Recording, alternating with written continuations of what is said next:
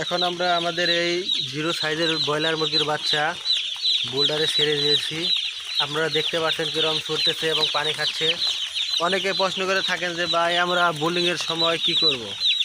তো এখন আমরা বাচ্চাগুলো আনার পর প্রায় আধা ঘন্টা থেকে 1 ঘন্টা আলাদা রেখে দিয়েছি। রুমের তাপমাত্রা তাদের শরীরে যেন ইফেক্ট করতে না পারে, তাদের শরীরের সাথে মানিয়ে নেওয়ার জন্য।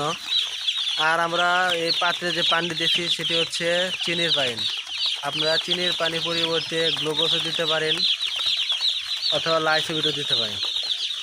চিনির পানি খাওয়ার ফলে আমাদের যে মুরগির বাচ্চাগুলো রয়েছে এগুলো রাস্তা থেকে আসার সময় যত ধকল ছিল সেগুলো কেটে যাবে এবং বাচ্চাগুলো স্বাভাবিক হয়ে যাবে।